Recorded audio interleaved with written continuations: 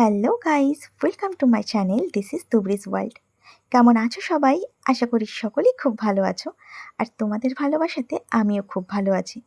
তো আজকে বানাতে চলেছি লোটে মাছের ফিশ ফ্রাই। এর জন্য প্রথমেই আমি মাছগুলোকে খুব ভালো করে পরিষ্কার করে নিয়ে লবণ আর লেবু জলের মধ্যে কিছুক্ষণ ভিজিয়ে রেখে দিয়েছি।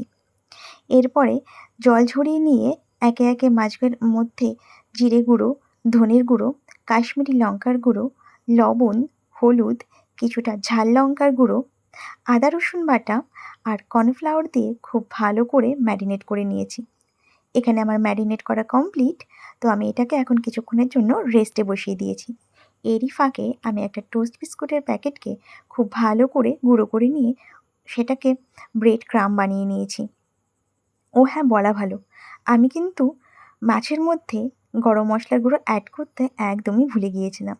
তো আমি এই পর্যায়ে গরম মশলার গুঁড়োটাকেও কিন্তু অ্যাড করে দিচ্ছি।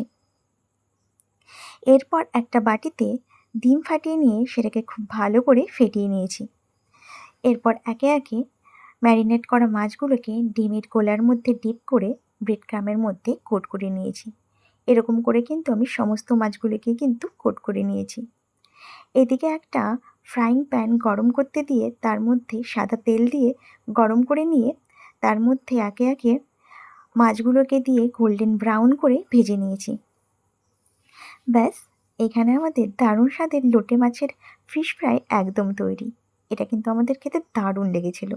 তোমাদের কেমন লাগলো অবশ্যই জানিও, ও বাড়িতে ট্রাই করতে কিন্তু একদম ভুলো না।